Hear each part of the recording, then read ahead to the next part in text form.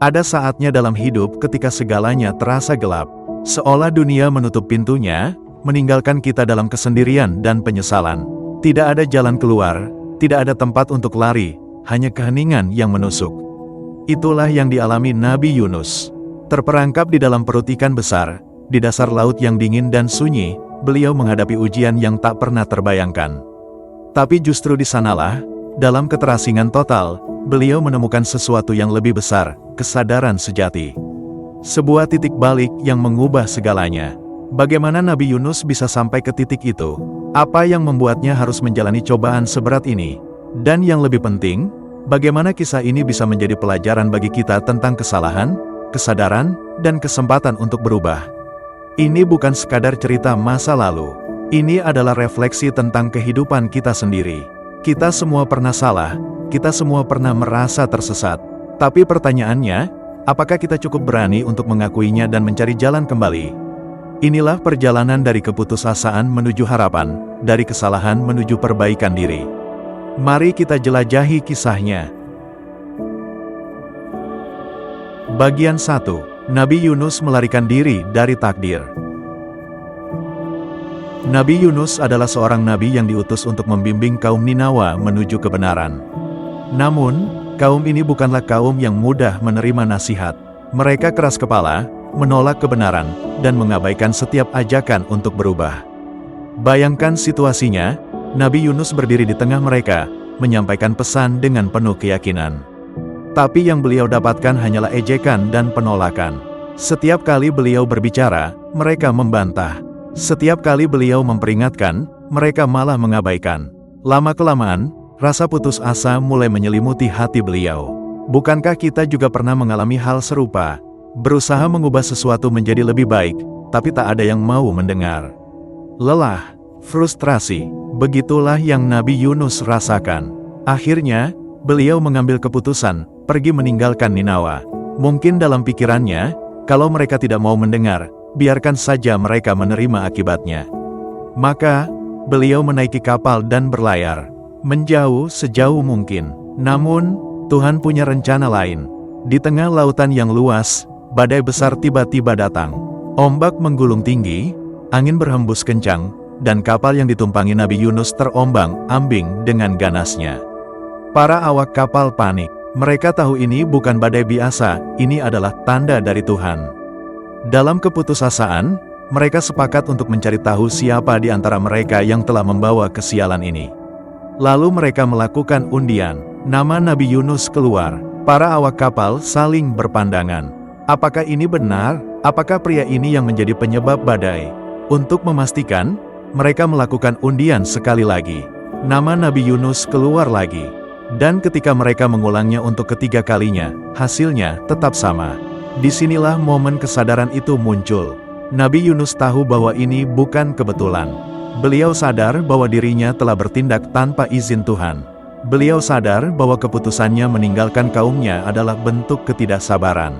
Tanpa banyak perlawanan, beliau menerima kenyataan. Dengan penuh kesadaran, Nabi Yunus memilih untuk bertanggung jawab atas apa yang telah terjadi. Beliau melangkah ke tepi kapal, memandang lautan yang bergelora di hadapannya. Lalu, tanpa ragu, beliau melompat. Tubuhnya terhempas ke dalam ombak yang ganas. Air laut yang dingin langsung menyelimuti tubuhnya. Sementara itu, kapal yang tadi hampir tenggelam, kini perlahan mulai stabil. Badai mereda, angin menjadi tenang. Tapi bagi Nabi Yunus, ini baru permulaan. Saat beliau tenggelam semakin dalam, sesuatu yang besar dan gelap muncul dari kedalaman laut. Bagian 2. Kesadaran dalam kegelapan. Begitu tubuhnya menyentuh air, Nabi Yunus terseret ke dalam arus laut yang ganas. Ombak bergulung-gulung, menelannya semakin dalam, menjauhkannya dari cahaya dan udara. Tubuhnya berputar dalam pusaran yang gelap, kehilangan kendali, dan tak ada yang bisa menyelamatkannya. Lalu, sesuatu yang lebih besar terjadi. Seekor ikan raksasa, yang telah diperintahkan oleh Tuhan, muncul dari kedalaman dan menelannya dalam sekali telan. Saat itu, segalanya berubah. Bayangkan berada dalam ruang sempit dan gelap, tanpa tahu apa yang akan terjadi. Tidak ada jalan keluar, tidak ada suara, hanya keheningan pekat dan udara yang semakin menipis.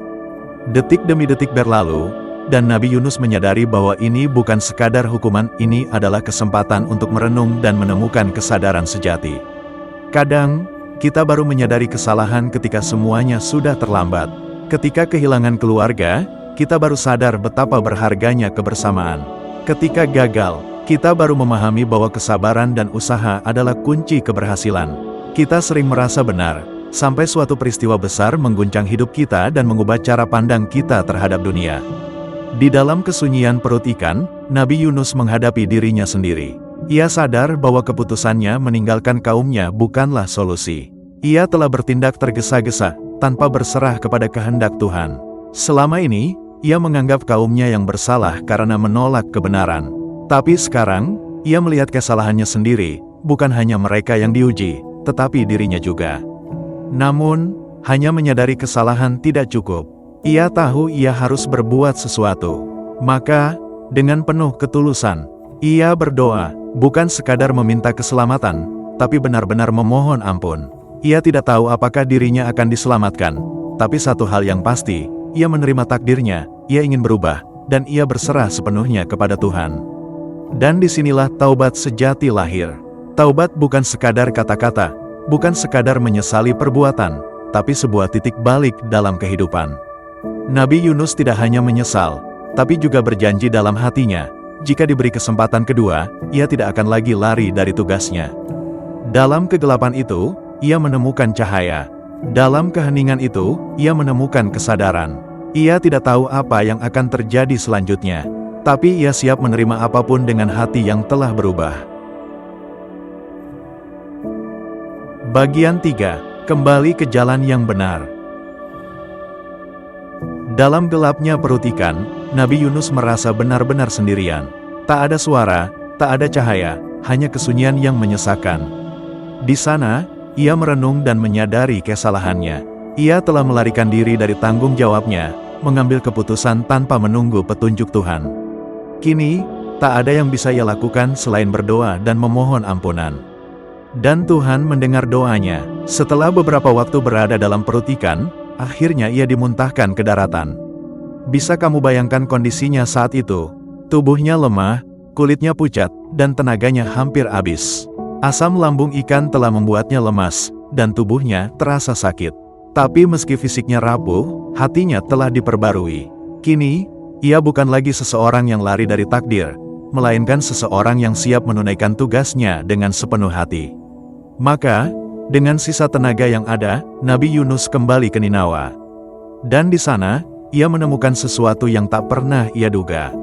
Kaum yang dulu menolaknya, yang bersikeras menolak kebenaran, kini justru menyambutnya dengan tangan terbuka. Mereka telah melihat tanda-tanda kebesaran Tuhan, dan hati mereka luluh. Mereka memilih untuk beriman. Momen ini adalah bukti bahwa tidak ada usaha yang sia-sia. Kadang, kita merasa percuma melakukan sesuatu. Kita merasa semua usaha kita tidak dihargai, bahwa tak ada gunanya berjuang. Tapi kenyataannya, perubahan bisa terjadi pada waktunya. Selama kita tetap berusaha dan tidak menyerah, sesuatu yang luar biasa bisa terjadi, seperti yang dialami Nabi Yunus. Kini, ia telah kembali ke jalannya yang benar dan menyelesaikan tugasnya dengan sepenuh hati.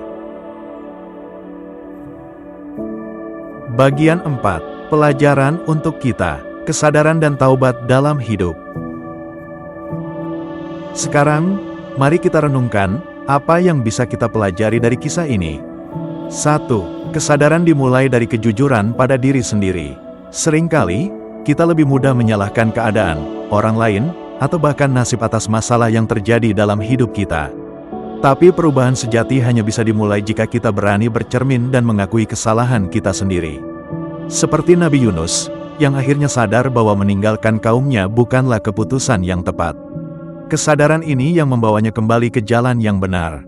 2. Kegelapan bukan akhir, tapi awal dari kesadaran. Saat terjebak dalam situasi sulit, kita sering merasa putus asa dan berpikir semuanya sudah berakhir.